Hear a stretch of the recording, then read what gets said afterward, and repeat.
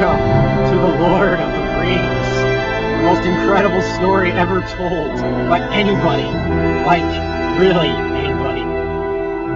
I am accompanied by an incredible wind ensemble whose name currently escapes me, but it's certainly not one I was in. Anyway, Chapter 1. This is the chapter that discusses the great wizard Gandalf. Gandalf the Grey and sometimes White. He has multiple colors, but he decides to switch off at some different parts of the book. Right now, he's kind of in a bad mood, so I think he's gonna be Gandalf the Grey right now. We start our story in the darks of Middle Earth, which is in between High Earth and Low Earth. It's right there in the middle where all the conflicts happen. This wondrous trumpet solo of incredible, luscious quality completely depicts Gandalf's life. I bet you I mix up Gandalf and Ganondorf at least once in this recording. Gandalf has a giant hat that looks kind of like a dead crow perched upon his head. And he carries a staff which he uses for his incredible wizardly deeds. He's walking through the countryside on a magnificent white horse to match his long locks of white hair.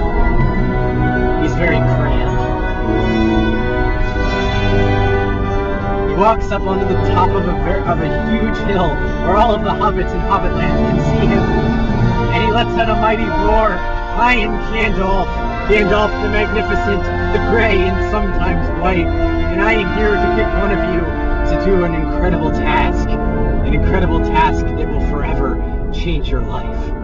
And he walked up to a hobbit with particularly curly hair and blue eyes, and he said, "You, my son, are who shall journey with me throughout Middle Earth to stop all of the evil conflicts between high and low." So they set off on valiant horses of incredible speed and endurance. Through the fields they go, but they are pursued by an incredible evil. Big black dudes in caped black dudes, with lots and lots of black stuff all over them. But Gandalf says, that's no problem, and he takes out his incredible magic sword stick and begins to wave it about, sending flames of fire everywhere, engulfing the black figures in the dark. As Frodo says, oh my god, why am I here?" Gandalf the Grey and sometimes White laughs and chuckles at the black things as he continues to burn them with incredible fire. Bang, bang, kaboom! They're surrounded by incredible amounts of these big black shadowy things now. The evils of high and low have surrounded them. Even though Gandalf seems to be outnumbered, he takes out another stick, and he uses two of them at the same time, on horseback, going 100 miles an hour. Oh my god! Willikers, says Frodo, as he's amazed that this Gandalf is such a beast. He wasn't lying when he was on top of the hill. Kablam! Kablam! Could you teach me how to do that, Gandalf? Says Frodo. Gandalf says, over the time, you will learn that we all have individual power here, young Frodo. It's in Middle Earth, where high and low mix into an incredible, deadly power that only amazing sticks that you fire can produce enough power to resist. Come, Frodo, come, as we continue our quest to throw this amazing ring into the lavas of the incredible Middle Earth volcano. Come with me. We will continue this incredible quest for dominance over the high and low, as I am Gandalf the Grey and the White. And as we all know, I am the most awesome thing that fantasy has ever produced.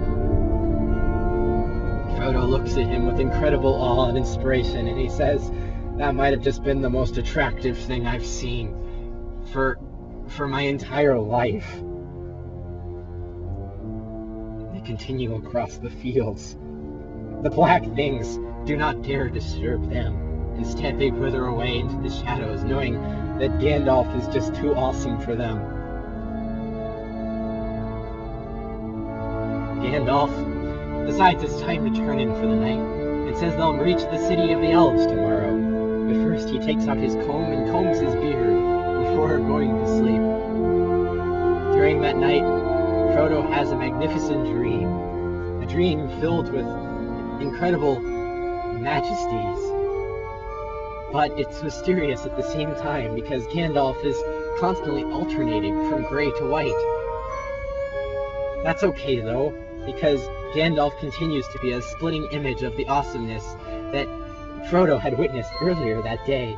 And he says to himself, maybe I can do this after all. Maybe everything's gonna be fine. And then he's woken up, and there's the man himself, Gandalf the Grey and sometimes White. And he says, come on, Frodo, it's morning. The sun hasn't risen yet, but that means we can majestically ride in front of it. Hurry, we must get aboard our horses and move quickly through the sun. They continue their journey across the field of flowers, and forever Frodo says he will remember, no matter how this journey ends or how many humiliating experiences he will experience, he will never forget the first day where Gandalf used his incredible awesomeness to destroy the black figures in the forest with his stick of fire. And now they continue into the dark valley. Go Gandalf, you do your thing, man. Do it with all of your wizardly might.